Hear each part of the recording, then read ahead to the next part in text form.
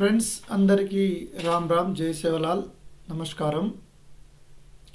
మనము జనరల్గా అందరూ ఏమనుకుంటారంటే ఈ మన మార్కెట్లో షేర్ మార్కెట్ కానీ స్టాక్ మార్కెట్ కానీ ఇదంతా ఒక జూదమని లేదా ఒక ఆట లెక్క డబ్బులని పోగొట్టుకుంటారని చెప్పేసి బాగా బయట ప్రచారం జరుగుతుంటుంది. ఏం లేదు ఫ్రెండ్స్, మనము డైలీ ఇంట్రాడే అంటారు, దాన్ని డైలీ చేస్తారు. ఇంట్రాడే చేసి దాన్ని ఆప్షన్స్ బయింగ్ అనే ఒక ఆప్షన్ ఉంటుంది. సో వాళ్ళు ఏం చేస్తారంటే ఒక 5,000 పెట్టి 10,000, 20,000, 30,000 కావాలనే ఆశతోటి పెట్టి తెలిసి తెలియక పోగొడుతూ ఉంటారు. అది కూడా చేయొచ్చు, కానీ మినిమం ఒక 2-3 సంవత్సరాలు అనుభవం ఉంటే కానీ అది చేయలేము. అదేవిధంగా ఆప్షన్ సెల్లింగ్ అని కూడా ఉంటుంది. అంటే మనము ముందు కొనేసి తర్వాత అమ్మడం, అది కొంచెం ఎక్కువ కాస్ట్లు, డబ్బు ఎక్కువ పెట్టాలి, తక్కువ అమౌంట్ తోటి మనకు లాభాలు వస్తుంటాయి. కాబట్టి దాన్ని ఎక్కువ చేయరు. ఎందుకంటే మనిషికి ఒక ఆశ ఉంటుంది, తక్కువ ఒక 10,000 పెట్టి 20,000 తీసుకోవాలి, 30,000 తీసుకోవాలనేది అట్లా ఉంటుంది. కాబట్టి అది వాళ్ళకు చాలా ఇబ్బందికరంగా ఉంటుంది. ఒకవేళ ఎప్పుడైనా అనుకోకుండా వచ్చినా అంతగా ఎక్కువ డబుల్ ట్రిబుల్ పోతూ ఉంటుంది. అది కాదు స్టాక్ మార్కెట్ అంటే. స్టాక్ మార్కెట్ అంటే ఇన్వెస్ట్ చేసుకోవచ్చు.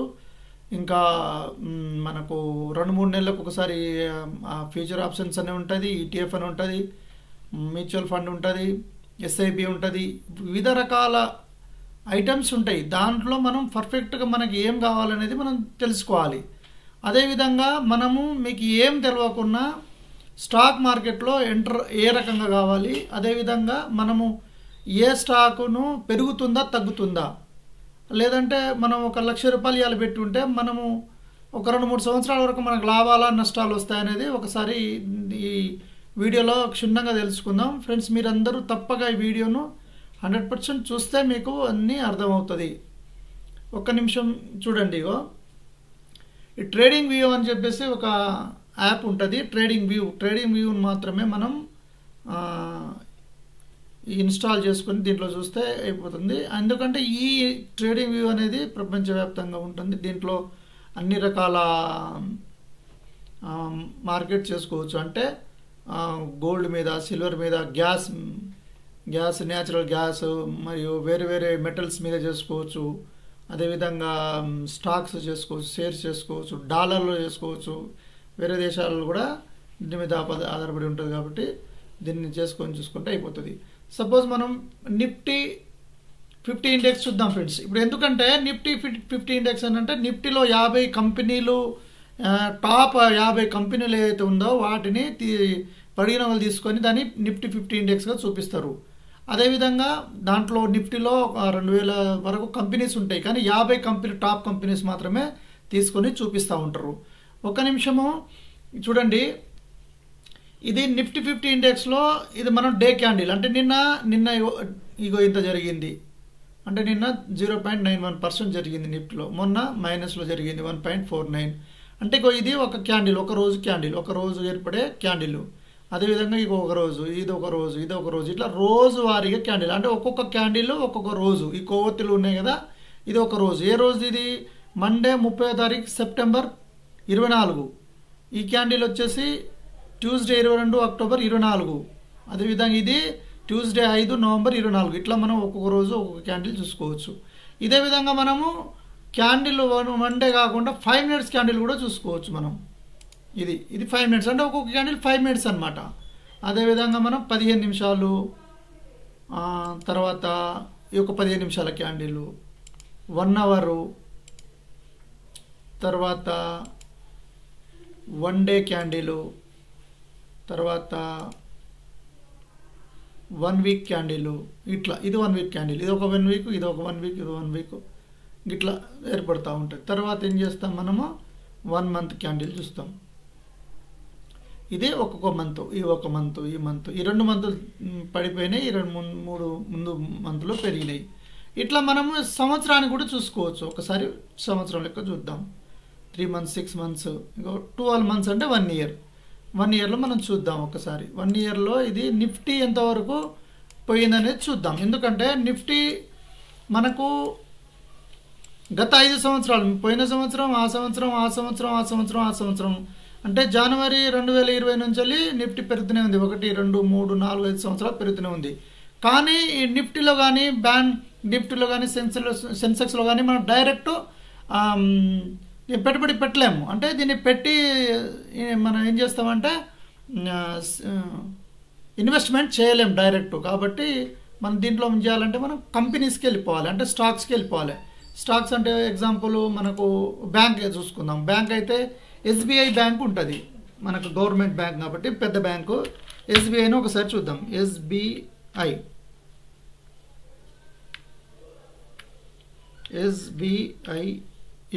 ఎస్బీఐఎన్ కొడితే మనకు ఎస్బీఐని కొడితే మనం ఇండియాలో ఉన్నది ఎస్బీఐని వస్తుంది. ఈ వేరే వేరే దేశాల్లో కూడా ఉంటాయి, వేరే వేరే దేశాల్లో కూడా ఉంటాయి. కాబట్టి మన వేరే దేశాలతో అవసరం లేదు, మన దేశందే ఇండియా మన ఫ్లాగ్ది చూసుకొని కొట్టండి. ఇది క్లిక్ చేయండి. క్లిక్ చేస్తే తెలుస్తుంది. ఏం తెలుస్తుంది? 12 మంత్ అంటే ఒక్కొక్క క్యాండిల్ 12 నెలల క్యాండిల్, అంటే సంవత్సరం క్యాండిల్ అనమాట. చూడండి, ఎస్బీఐ గత 5 సంవత్సరాల నుంచి కూడా పెరుగుతుంది. 1, 2, 3, 4, 5 ఈ 4 సంవత్సరాలు పెరిగింది. ఇది తగ్గింది చూడండి. తగ్గితే ఇది ఎప్పుడు జనవరి 20, అంటే జనవరి 20 సంవత్సరంలో, ఇది జనవరి నుండి డిసెంబర్ వరకు 20 సంవత్సరంలో పెరిగింది. సో ఇక్కడ ఏంది, సంవత్సరానికి పెరిగింది కదా, ఈ సంవత్సరం లాస్ అయింది కదా, అంటే దీంట్లో కూడా లాస్ కాకుండా మనం చూసుకోవచ్చు. ఎగ్జాంపుల్ దీంట్లో మంత్లో పోదాం. మంత్లో పోతే మనకు ఐడియా వస్తుంది. 1 మంత్ ఎప్పుడు ఇది జనవరి 20, మనం 20 సంవత్సరం చూద్దాం. 20 సంవత్సరంలో జనవరి 20,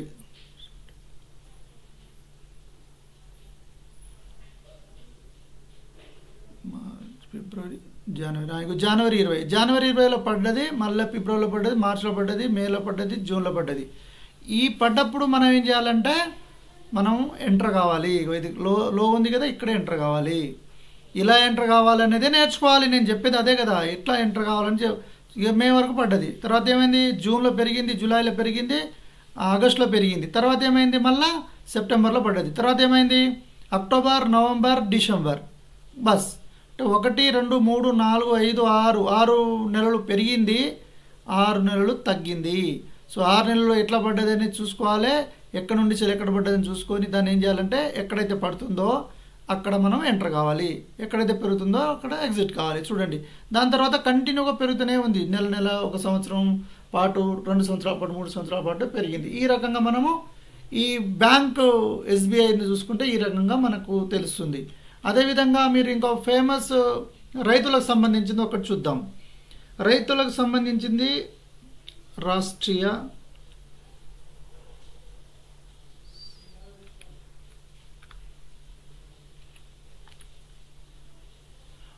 కెమికల్ అండ్ ఫెర్టిలైజర్స్ అని చెప్పేసి ఒకటి ఇండియా వాళ్ళది ఉన్నది, భారతదేశానికి సంబంధించింది. ఇది వివిధ రాష్ట్రాల్లో, అన్ని రాష్ట్రాల వాళ్ళకు మనకు సప్లై చేసి మనకు రైతులకు ఇది మనకు ఎరువులు, యూరియా, పొటాషియం సంబంధించిన అన్ని రకాల మనకు ఎరువులను సప్లై చేస్తూ ఉంటుంది. దీన్ని మనం మంత్లో కాకుండా సంవత్సరంలో చూద్దాం ఒక్కసారి. సంవత్సరం చూడండి ఫ్రెండ్స్, ఈ సంవత్సరం 24వ సంవత్సరము, 23వ సంవత్సరము, జనవరి 22, తర్వాత జనవరి 21 సంవత్సరము, ఇక జనవరి 20 సంవత్సరం. ఈ 5 సంవత్సరాలకు పెరుగుతూనే ఉన్నది. అంటే మీరు చూడండి, ఇక్కడ ఒకలా ఎంటర్ అయినా పెరుగుతుంది, ఎక్కడ ఎంటర్ అయినా పెరుగుతుంది. ఎక్కడైనా ఏ రకంగా చూసుకున్నా మనకు ఎక్కడ పెరుగుతుంది, ఎక్కడ తగ్గుతుంది. మనం పెరిగేటప్పుడు బయటికి వెళ్తాము, తగ్గినప్పుడు ఎంటర్ అవుతాము. అది మనం తెలుసుకొని చేస్తే కనుక మనకు ఏదైనా బయటపడే అవకాశాలు ఉన్నాయి. ఇప్పుడు 2 గవర్నమెంట్ సెక్టార్ చూసాం కదా, ఒక ప్రైవేట్ సెక్టార్ చూద్దాం. సపోజ్ ప్రైవేట్ సెక్టార్ అంటే టాటా మోటార్స్ చూద్దాం.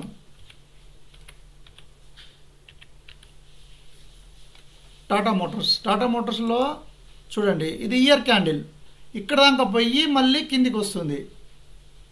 ఇది ఎట్లా పోతుంది అనేది మనం మళ్ళీ మంత్ వైజ్గా చూసుకోవచ్చు. చూడండి, మంత్ వైజ్ చూస్తే గత 4 నెలల నుంచి పడుతుంది. 1, 2, 3, 4 పడుతుంది. ఇప్పుడు మళ్ళీ ఇక్కడ నుంచి పైకి పోవడానికి అవకాశాలు ఉంటాయి. సో ఈ 4 నెలలు పడ్డది. ఈ నెల చూడండి, ఇగో ఈ నెల, ఏ నెల ఇది, జూలైలో 16% ఇచ్చింది ఒకటే నెల. ఇగో ఈ జూన్లో 7% ఇచ్చింది. మళ్ళీ మేలో కూడా తగ్గింది. కానీ ఇక్కడ కూడా రోజువారీగా మనం పెరిగినప్పుడు పెరగడం తగ్గడం చూసుకోవచ్చు. చూడండి, ఇట్లా పెరుగుతూనే ఉంది. ఇది టాటా మోటార్స్ యొక్క ఈ సంవత్సరం నెలల వైజ్గా చూస్తే. అదేవిధంగా సంవత్సరం వైజ్గా చూద్దాం. సంవత్సరం వైజ్గా చూస్తే ఏమైంది, పోయినసారి 101% పెరిగింది పోయిన సంవత్సరం. 22లో తగ్గింది. 22లో తగ్గిందంటే మళ్ళీ నెల చూసుకోవాలి. నెల చూసుకుంటే ఎక్కడ తగ్గింది ఎక్కడ పెరిగింది కూడా మనం చూసుకోవచ్చు. సపోజ్ నెల చూద్దాం. 22 దాకా చూడండి.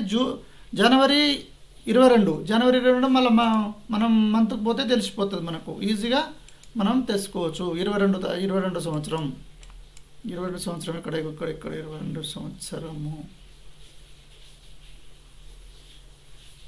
సారీ 22 కదా, జనవరి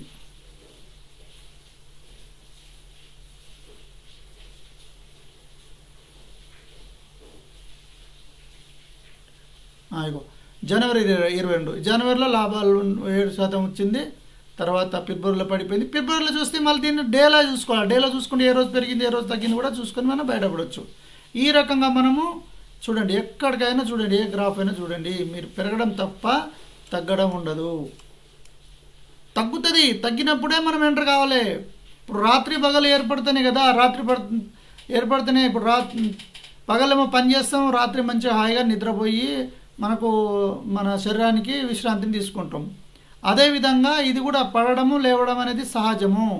రాత్రి పగలు ఎట్లా ఏర్పడుతుందో ఇది కూడా పడడం లేవడం సహజము. మన నైట్ పూట అయితే పడుకుంటాము, పొద్దున్న లేచి పని చేస్తాం. ఇదే విధంగా కింద పడ్డప్పుడు ఏం చేస్తాం, మనం కామ్గా ఉంటాం, లేకపోతే ఎంటర్ అవుతాం, పెరిగినప్పుడు బయటకు వచ్చేస్తాం. ఇది కూడా అంతే. చూడండి గ్రాఫ్, 25 రూపాయలు ఉన్న షేరు ఇవాళ చూడండి ఎంతవరకు వచ్చింది, ఇక్కడ దాకా పోయింది, 1100 దాకా పోయింది. ఇది ఏంటి, టాటా మోటార్స్. సో మనం 3 షేర్ల గురించి చెప్పినాం. మీకు క్లియర్గా మీకు అర్థమైందని అనుకుంటున్నాను. ఇగో ఇది సంవత్సరం క్యాండిల్, ఇది సంవత్సరం క్యాండిల్ అంటే 1, 2, 3, 4 సంవత్సరాల నుంచి, సారీ మంత్ క్యాండిల్ 4 నెలల నుంచి పడుతుంది. సంవత్సరం ఇట్లా ఇంకో ఈ నెలలు పెరిగినాయి. సంవత్సరం క్యాండిల్ చూసేసుకుంటే మనకు 5 సంవత్సరాల్లో ఎంత పెరిగిందనేది మనకు క్లియర్గా తెలుస్తుంది. సో ఫ్రెండ్స్, మీకు ఏ రకమైన డౌట్ ఎందుకు వస్తుందంటే, కొత్త వాళ్ళకి ఎవరికైనా డౌట్ వస్తుందండి. నర్సరీ పిల్లలు చిన్నప్పుడు పొమ్మంటే వాడు ఏడుస్తాడు బాగా, కానీ తోటి పిల్లలను చూసి నేను పోతా అని చెప్పేసి బస్సు ఎక్కిపోవడము, లేకపోతే వెళ్ళిపోతాను మమ్మీని డాడీని స్కూల్కి పంపాను, బ్యాగ్ కొని అది కొని ఇది అని, మనకి ఏం దొరకకుండా పోవాలని చెప్పేసి పోతాడు. తర్వాత మెల్లమెల్లగా అలవాటు అవుతాడు, అది చదువుకుంటాడు, మంచి ప్రయోజకుడు అవుతాడు. ఇది కూడా అంతే, ఏం లేదు, మీరు నేర్చుకోవాలి.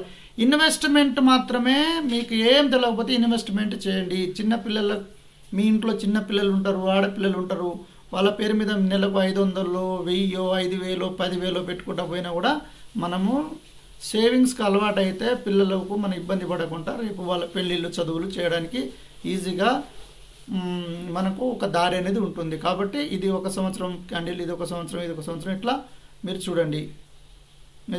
91లో ఇది ఎస్టాబ్లిష్ అయింది 29 రూపాయలతోటి. ప్రతి సంవత్సరం పెరుగుడు తగ్గుడు అవుతుంది, కానీ పెరగడమే ఎక్కువ పెరుగుతుంది చూడండి. సో ఫ్రెండ్స్, మీరు కనుక దీన్ని ఎట్లా ఎంటర్ కావాలి, ఎట్లా ఎగ్జిట్ కావాలి, ఏ నెలలో ఎట్లా ఉంటుంది, 11 సెక్టార్స్ ఉంటాయి. ఏ సెక్టార్ ఎప్పుడు డెవలప్ అవుతుంది, ఇప్పుడు ఎండాకాలం అనుకోండి స్టీల్స్, సిమెంటు రవాణా ఎక్కువ అవుతుంది, ఎందుకంటే వర్షాలు ఉండవు కాబట్టి కన్స్ట్రక్షన్స్ జరుగుతాయి. వానాకాలం అనుకోండి ఫార్మా ఇండస్ట్రీస్ ఎక్కువ గేన్లోకి వస్తుంది. ఎందుకు వస్తుంది అంటే అప్పుడు అంటువ్యాధులు కానీ సీజనల్ వ్యాధులు కానీ అవి వస్తుంటాయి కాబట్టి ఫార్మా కంపెనీస్ అవుతుంటాయి, హాస్పిటల్స్ అవుతుంటాయి. ఈ డిసెంబర్, జనవరి, ఫిబ్రవరి నుంచి వెళ్ళి హోటల్స్, ఫుడ్కి సంబంధించినవి అన్నీ ఎక్కువ అవుతున్నాయి, ఎందుకంటే టూరిస్టులు బాగా తిరుగుతారు కాబట్టి. ఈ రకంగా మన 11 సెక్టార్స్ ఉంటాయి. ఐటీ సెక్టారు, ఫార్మా సెక్టారు, మళ్ళీ బ్యాంకింగ్ సెక్టారు, తర్వాత సిమెంట్ సెక్టార్, ఇన్ని రకాల సెక్టార్స్ ఉంటాయి. ఏ సెక్టార్లో ఎప్పుడు పెట్టాలి, ఎలా పెట్టాలి అనేది మనం నేర్చుకొని, మనం కనుక బేసిక్స్ నేర్చుకుని మనం దీంట్లో ఇన్వెస్ట్ చేసినా మనకు మన భవిష్యత్తు, మన పిల్లల భవిష్యత్తు కూడా బ్రహ్మాండంగా ఉంటుందని చెప్పేసి నేను మీకు చెప్పదలుచుకున్నా. కాబట్టి దీన్ని క్షుణ్ణంగా చూసి వీడియో మొత్తం విని మీరు మా ఛానల్ని సబ్స్క్రైబ్ చేసి, షేర్ చేసి, లైక్ చేస్తారని ఆశిస్తున్నా. అదేవిధంగా మీకు ఏ రకమైన డౌట్లు ఉన్నా కామెంట్ రూపంలో చేయండి, లేదంటే వాట్సాప్ నెంబర్కి వాట్సాప్ చేయండి. ఎవరైనా ఫోన్ చేయదలుచుకుంటే కూడా ఫోన్ చేయండి. మీ డౌట్ను కూడా మేము క్లియర్ చేయడానికి 100% మీకు హెల్ప్ చేస్తాము. మా ద్వారా మీరు లబ్ధి పొందండి, మీ ద్వారా మమ్మల్ని ప్రోత్సహించండి. Thank you. అందరికీ రామ్ రామ్. Thank you.